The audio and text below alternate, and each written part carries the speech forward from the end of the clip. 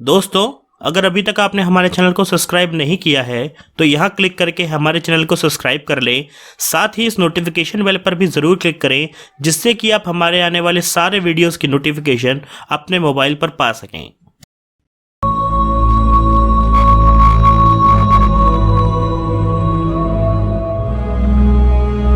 नमस्कार दोस्तों, रहस्य टीवी इंडिया के इस भाग में आपका हार्दिक स्वागत है।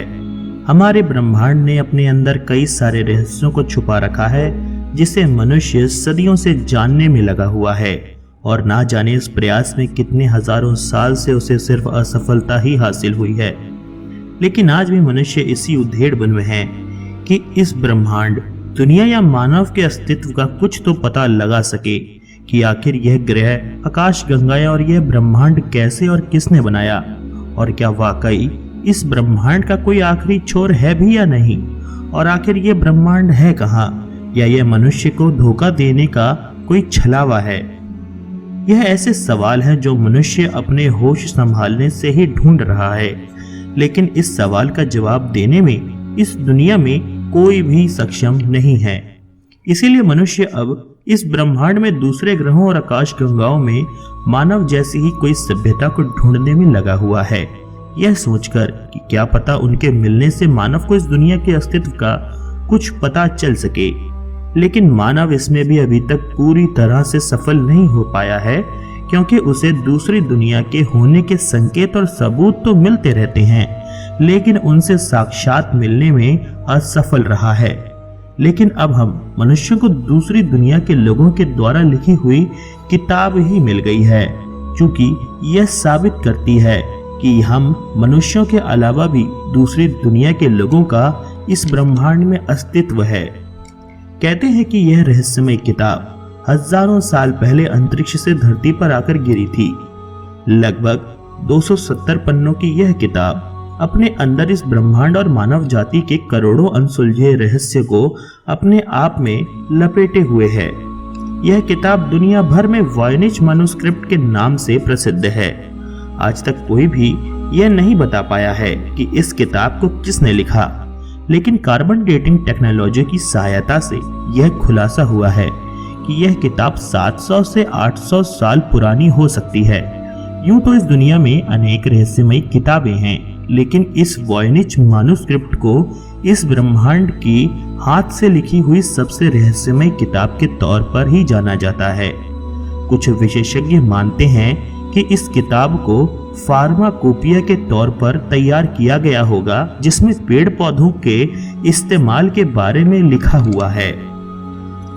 आज से करीबन 109 साल पहले polish book dealer Wilfred Voynich को यह रहस्यमय किताब एक सैकड़ों साल पुरानी किताब की दुकान में मिली थी, और तभी यह रहस्यमय किताब दुनिया के सामने उजागर हुई, और इसी के बाद से इस किताब का नाम पड़ा वॉयनिच मैन्युस्क्रिप्ट। इस रहस्यमय किताब के कुछ पन्ने गायब भी हैं। कहते हैं कि शुरुआत के यह वही पन्ने हैं जिसमें इस किताब के बारे में पूरी जानकारी लिखी थी कि इस किताब को किसने लिखा है और ये किताब कहाँ की है।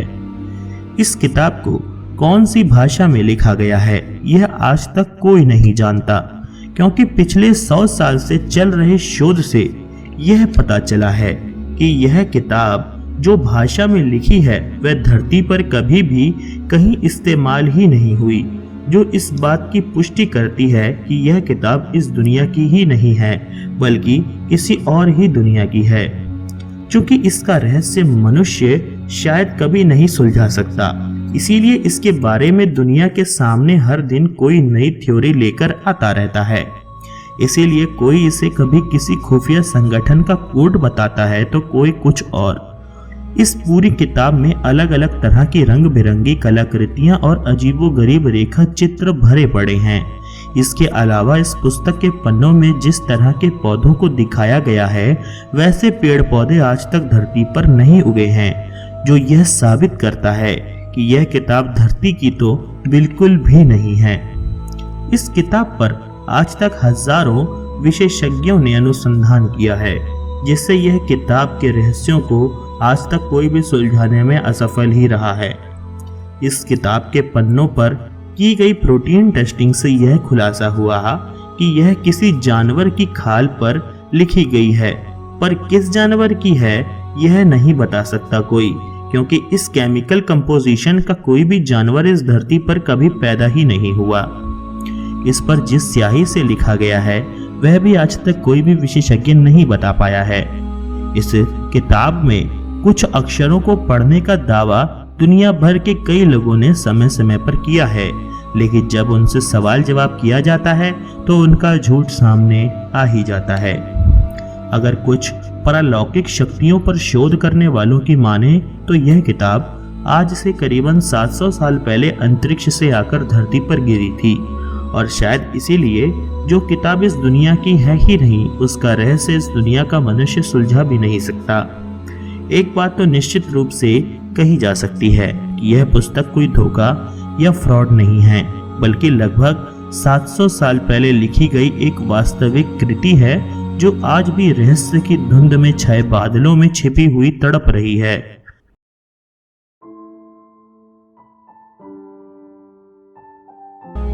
दुनिया में सबसे सभ्य और विकसित कहे जाने वाले देश अमेरिका में आज भी एक अनसुलझी पहेली है जिसे अमेरिका के सभी वैज्ञानिक, प्रकृति के जानकार और यूएफओ से संबंधित जानकारी रखने वाले भी हैरान हैं कि आखिर ये हिंदुओं का श्री यंत्र बना तो बना कैसे।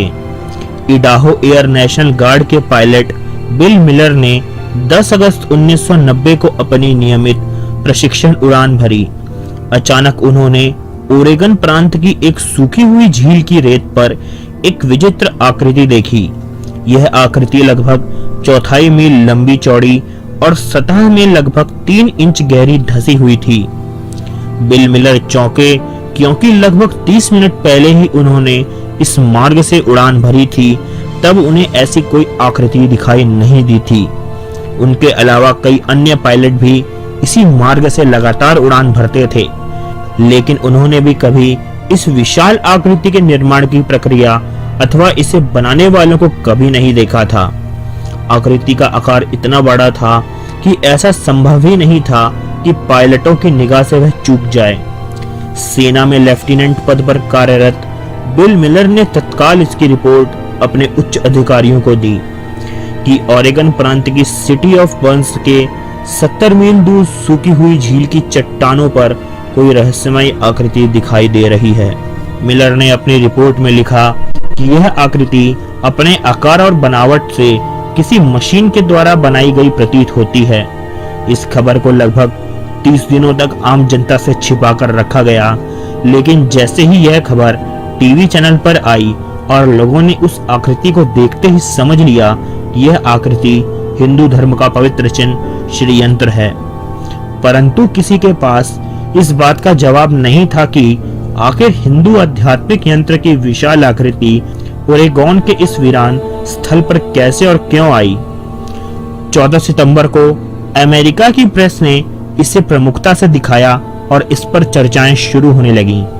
शोधकर्ताओं ने आश्चर्य व्यक्त करते हुए कहा कि अगर इतनी बड़ी आकृति को बनाने के लिए यदि जमीन का सिर्फ मुआयना भर किया जाए तो कम से कम $1 लाख खर्च होगा। श्री यंत्र की बेहद कठिन संरचना और उसके कठिन डिजाइन को देखते हुए जब इसे सादे कागज पर बनाना ही इतना मुश्किल है, तो सूखी झील में आधे मील की लंबाई चौड़ाई में जमीन पर इस डिजाइन को बनाना तो बेहद ही मुश्किल और लंबा काम है। यानी मनुष्य द्वारा तो यह आकृति रातों रात नहीं बनाई जा सकती। तमाम माथापच्ची के बाद यह निष्कर्ष इसलिए भी निकाला गया क्योंकि जितनी विशाल यह आकृति थी उस हिसाब से इसे जमीन पर खड़े रहकर बनाना असंभव है, बल्कि इस आकृति को जमीन पर खड़े होकर पूरी तरह से देखा भी नहीं जा सकता और इसे देखने के लिए भी सैकड़ों फुट की ऊंचाई चाहिए। अंत में तमाम विद्वानों, प्रोफेसरों, आस्तिक, नास्तिक और अन्य धर्म के प्रतिनिधियों से इस बात पर सहमति हुई कि निश्चित ही यह आकृति किसी रहस्यमय घटना का नतीजा है।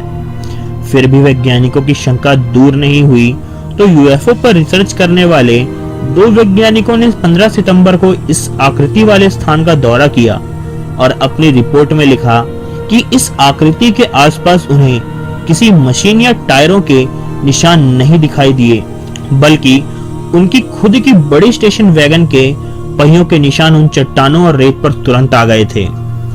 ओरेगॉन विश्वविद्यालय के डॉक्टर जेम्स ड्रॉफ ने इस अद्भुत घटना पर यूएफओ और परावैज्ञानिक शक्तियों से संबंधित एक रिसर्च पेपर भी लिखा, जो a symbol on the Oregon desert के नाम से 1991 में प्रकाशित हुआ।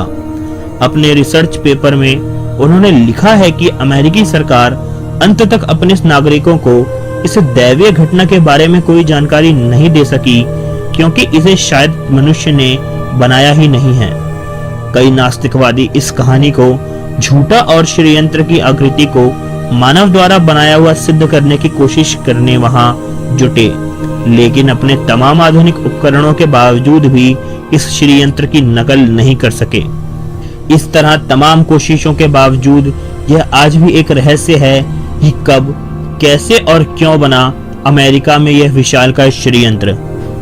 दोस्तों, आज के एपिसोड में इतना ही। अगर आपको यह एपिसोड पसंद आया तो इस पे 4000 लाइक्स दें और इसे अपने दोस्तों से फेसबुक या व्हाट्सएप के द्वारा ज्यादा से ज्यादा शेयर करें। आशा करता हूं कि मैं आपको अपने अगले भाग में भी देखूंगा। तब तक के लिए नमस्कार।